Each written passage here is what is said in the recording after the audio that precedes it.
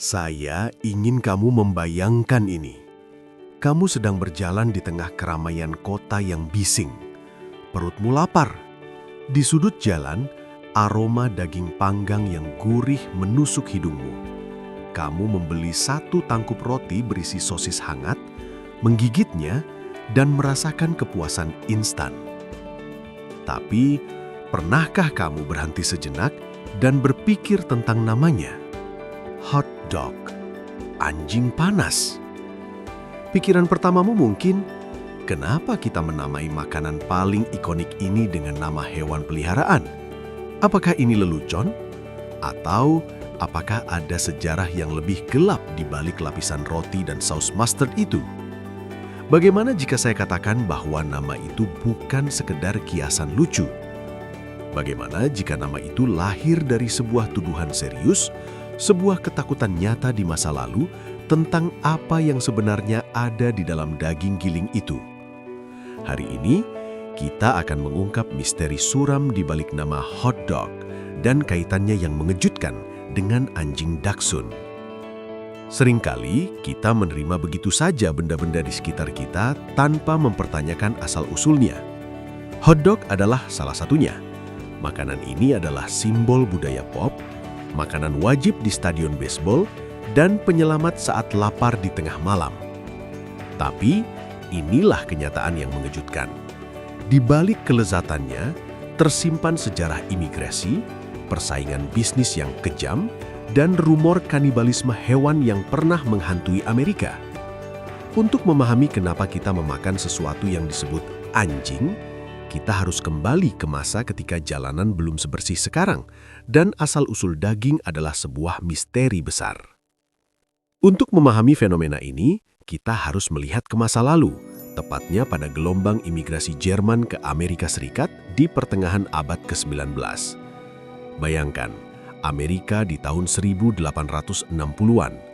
Belum ada Badan Pengawas Makanan atau BPOM. Standar kebersihan adalah konsep yang asing.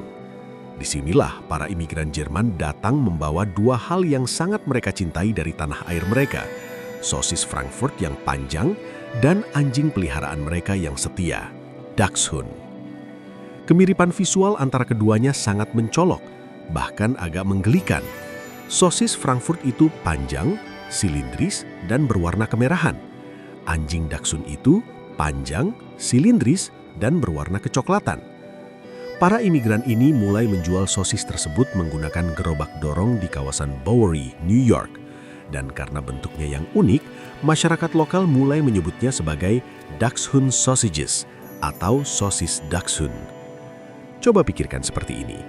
Jika hari ini kamu melihat seseorang menjual kue berbentuk kucing, kamu mungkin hanya tertawa. Tapi di masa itu, julukan sosis Dachshund bukan sekedar deskripsi bentuk.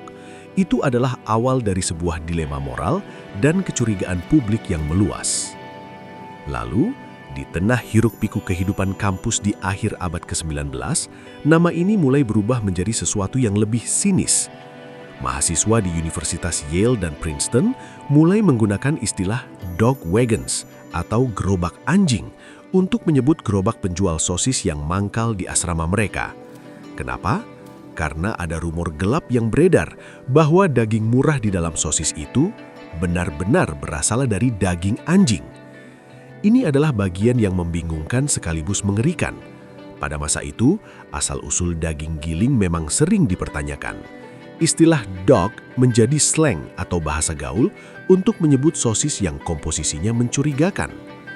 Jadi, memakan hot dog pada awalnya adalah sebuah tantangan keberanian. Apakah kamu berani memakan daging misterius ini? Namun, legenda yang paling populer, meskipun kebenarannya sering diperdebatkan, melibatkan seorang kartunis bernama T.A. Todd Dargan. Ceritanya begini.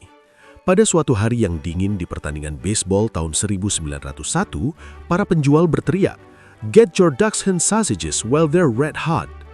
Dorgan ingin menggambar ekana itu untuk koran, tapi dia menghadapi satu masalah sepele namun fatal. Dia tidak tahu cara mengeja Dachshund. Kata itu berasal dari bahasa Jerman dan ejaannya merumitkan. Karena dikejar tenggat waktu, Dorgan akhirnya hanya menulis hot dog di bawah gambar sosis yang menggonggong itu. Kartun itu meledak, dan istilah itu melekat selamanya. Tapi mari kita lihat lebih dalam, melampaui sekedar kesalahan ejaan. Nama itu bertahan bukan hanya karena lucu, tapi karena menangkap esensi dari makanan itu sendiri. Panas, murah, dan sedikit misterius. Sekarang, pertanyaan yang pasti muncul di benak kalian adalah, kenapa harus pakai roti? Kenapa tidak dimakan begitu saja seperti sosis bakar biasa? Disinilah kita harus bicara soal uang dan hukum alam. Sebelum ada roti hotdog yang empuk itu, sosis hangat ini adalah mimpi buruk logistik. Penjual awal meminjamkan sarung tangan putih kepada pelanggan agar tangan mereka tidak melepuh saat memegang sosis hangat. Masalahnya apa? Pelanggan seringkali lupa mengembalikan sarung tangan itu. Ini adalah kebocoran finansial yang besar. Pedagang kehilangan keuntungan mereka hanya karena sarung tangan yang dicuri. Solusinya datang dari seorang inovator bernama Charles Feldman di Coney Island. Dia berpikir, daripada meminjamkan sarung tangan, kenapa tidak membuat sarung tangan yang bisa dimakan? Dia membelah roti memanjang dan menyelipkan sosis di tengahnya. Roti itu bertindak sebagai isolator panas. Itu adalah solusi teknik yang brilian. Roti itu murah, bisa dimakan, dan yang paling penting, tidak perlu dikembalikan. Ini membuktikan bahwa seringkali penemuan terbesar tidak lahir dari keinginan untuk membuat rasa yang lebih enak, tapi dari keinginan untuk menghemat biaya operasional. Roti hotdog adalah solusi ekonomi yang menyamar sebagai pelengkap kuliner. Jadi lain kali kamu menggigit hotdog di pinggir jalan atau di sebuah acara, jangan hanya melihatnya sebagai sosis dalam roti. Lihatlah itu sebagai sebuah kapsul waktu. Di dalamnya ada jejak imigran Jerman yang merindukan rumah, ada humor gelap mahasiswa tentang daging misterius, ada kartunis yang tidak bisa mengeja, dan ada pedagang cerdik yang lelah kehilangan sarung tangan. Nama hotdog dan bentuknya yang mirip anjing Dachshund adalah pengingat bahwa budaya kita seringkali dibentuk oleh hal-hal yang tidak disengaja, rumor yang aneh, dan solusi praktis untuk masalah sehari-hari. Tulis pendapat kalian di kolom komentar. Apakah kalian tim yang percaya sejarah kartun Dorgan atau tim rumor daging misterius? Dan jika fakta ini mengejutkan kalian, jangan lupa tekan tombol like dan subscribe untuk lebih banyak cerita tersembunyi di balik hal-hal yang kita anggap biasa. Sampai jumpa di video berikutnya.